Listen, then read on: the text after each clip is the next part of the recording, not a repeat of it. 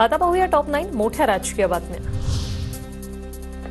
पौष महिना संपताच राजन साळवी पक्षप्रवेशाबाबत निर्णय घेऊ शकतात, सूत्रांची माहिती। तर मतदारसंघ मजबूत कसा होईल हा माझा प्रयत्न, राजन साळवींचं वक्तव्य।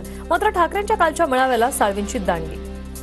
पक्षप्रवेशाच्या बातम्या वेगवेगळ्या आपल्या माध्यमातून जनतेपर्यंत पोहोचत आहेत।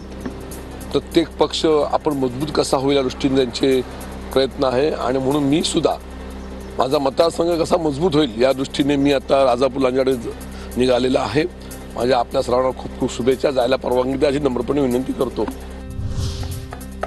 15 तारखेला उपमुख्यमंत्री शिंदेंच्या उपस्थितीत अनेकांचा पक्षप्रवेश, उदय सामंत यांचं वक्तव्य। अपेक्षित असलेले आणि नसलेले पक्षप्रवेश होणार, रत्नागिरीतून उदय सामंत यांचा दावा।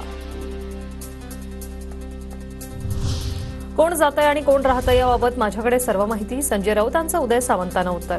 आमच्याकडचा सर्व गाळ आधीच गेलाय, आता कुणीच जाणार नाही असंही वक्तव्य। सामंत गुंतवणूक आणण्यासाठी दावोसला गेले की माणसं फोडायला, शरद पवारांचा पलटवार। तर ठाकरेंचे लोक त्याग करतील पण पक्ष सोडणार नाही, पवारांना विश्वास।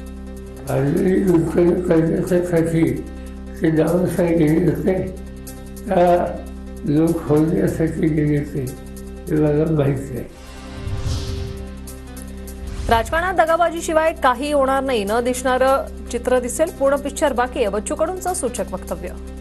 राजकारणामध्ये दगाबाजीशिवाय दुसरं काही होणार नाही। येत्या काळामध्ये या बोटावरचा धुका त्या धुकावर हातावर बोटावर देण्याचा प्रयत्न चालू आहे। आज रात्री उशिरा शिंदे फडणवीसांमध्ये बैठक, रायगड आणि नाशिकच्या पालकमंत्री पदाबाबत तोडगा निघण्याची शक्यता। रायगडमध्ये 2 पालकमंत्री देण्याबाबत चर्चा होणार, सूत्रांची माहिती। पालकमंत्री पदावर मुख्यमंत्री घेतील तो निर्णय अंतिम, आम्ही पक्ष म्हणून कोणती वेगळी भूमिका मांडणार नाही, अजित पवारांचं वक्तव्य। त्या संदर्भामध्ये कुठलाही वाद जरी चर्चा कोण कोण करत असलं तरी आमची महायुती आहे। आम्ही प्रमुख लोक ती महायुती व्यवस्थित राहण्याच्या करता कुठलंही चुकीचं स्टेटमेंट आमच्याकडनं कोणी करणार नाही। अजित पवारांसोबत राष्ट्रवादी संदर्भात अजिबात चर्चा झाली नाही, त्यांच्यासोबत एक प्रकल्पासंदर्भात चर्चा झाली। बंद दाराआड झालेल्या चर्चेसंदर्भातील प्रश्नावर शरद पवारांची प्रतिक्रिया। राष्ट्रवादीची चर्चा काही अजिबात झाली नाही, चर्चा एका प्रकल्पाची झाली।